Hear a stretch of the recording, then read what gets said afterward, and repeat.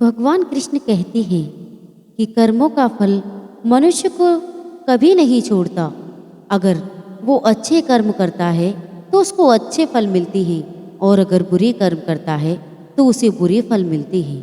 वह कर्म उसका पीछा जब तक नहीं छोड़ता, उसे उसका फल दे न दे, व्यक्ति को उसके कर्मों का फल मिलकर ही रहता है, चाहे वो अच्छा करे या बुरा करे। इसी संबंध में मैं आपको एक कहानी सुनाती हूँ, ध्यान से सुनना। एक गांव में एक किसान उनके परिवार के साथ रहता था। किसान और उनका परिवार एक संत महात्मा की सेवा किया करता था, और संत महात्मा के उपदेश पर उनका परिवार जरूरतमंद लोगों की सेवा किया करता था। उनके परिवार में सभी लोग प्रेम भाव से रहती थी, लेकिन उनका एक बेटा था जो कि दोनों पैरों से अपाहिज था। सेवा करते करते वर्षों बीत गए। उनका परिवार कभी कभी यह भी सोचता कि हम सब इतने प्रेम भाव से संत महात्मा या जरूरतमंदों की सेवा करते हैं, फिर भी हमारे परिवार में इस बच्चे के साथ ऐसा क्यों हुआ? इसका क्या दोष था जो वो अपाहिज है? एक दिन की बात है, जब संत महात्मा का सत्संग चल रहा था। हजारों लाखों श्रद्धालुओं उस सत्संग में बैठी थी। संत महात्मा ने अपने प्रवचन पूरा करने की बात कहा कि इस पूरे प्रवचन के विषय में अभी भी किसी के मन में कोई शंका हो तो वो मुझे बताए। हजारों लाखों श्रद्धालुओं के बीच उस अपाहिज पुत्र के पिता ने संत महात्मा से एक सवाल किया कि हे महात्मा, हम सब निस्वार्थ भाव से जरूरतमंद लोगों की सेवा करते हैं और हमारा पूरा परिवार अहिंसा के मार्ग पर चलता है। कभी भी किसी के बारे में बुरा नहीं सोचती, ना ही किसी का बुरा करते हैं। फिर भी ऐसा क्या गुनाह हुआ जो हमारा बच्चा अपाहिज पैदा हुआ? फिर गुरु ने जवाब दिया, वैसे तो यह बात बता नहीं सकता, फिर भी आपके मन में दुविधा है तो सुनो। यह जो आपका बच्चा जो दोनों टांगों से बेकार है, पिछले जन्म में एक किसान का बेटा था। रोज खेत में अपने पिता को दोपहर में भोजन का टिफिन खेत में देने जाया करता था। एक दिन उसकी माँ ने उसे दोपहर में 11 बजे खाना लगा दिया और कहा कि बेटा खाना खाकर पिताजी को टिफिन देकर आ। इसकी माँ ने खाना परोसकर थाली में रखा कि इतने में ही उसके किसी दोस्त ने आवाज़ लगाई, तो यह खाना वहीं छोड़कर अपने दोस्त से बात करने बाहर चला गया। इतने में ही एक कुत्ता घर में घुस आया और उसने थाली में मुंह डाला और रोटी खाने लगा।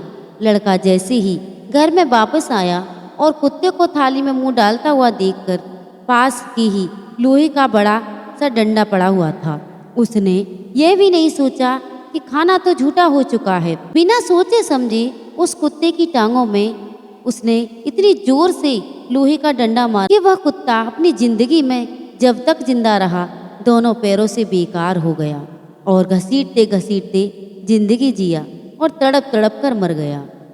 इसलिए यह उस कुत्ते की बद्दुआ का ही फल है जो इस जन्म में ये दोनों टांगों से अपाहिज पैदा हुआ है। संत महात्मा ने कहा, पुत्र, इस संसार में इंसान को अपने कर्मों का फल भुगतना ही पड़ता है।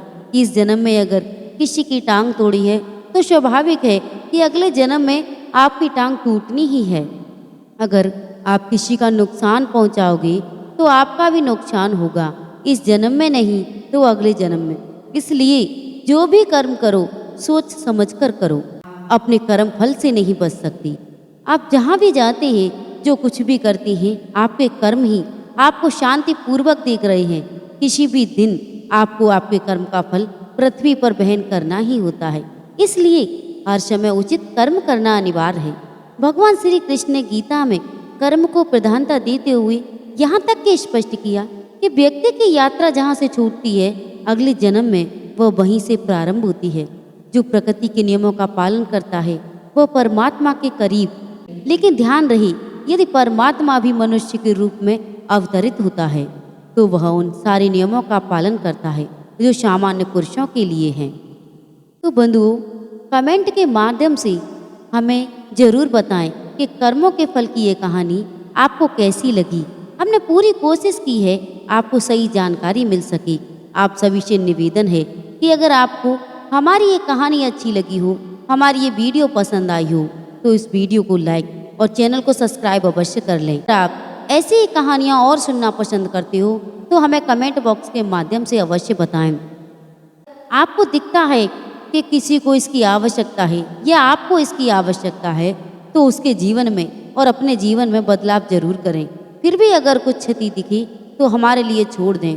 और हमें हमारा इस कहानी के जरिए बस यही सिद्धांत था कि हम आप तक ऐसी जानकारी दें कि आप अपने मार्ग से ना भटकें, आप अपने जीवन में अच्छे कर्म करें और दूसरों को भी इसके लिए प्रेरित करें।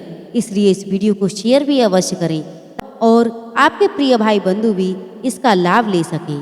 तो सभी भाई बंधुओं को जय श्री श्याम, जय माता दी।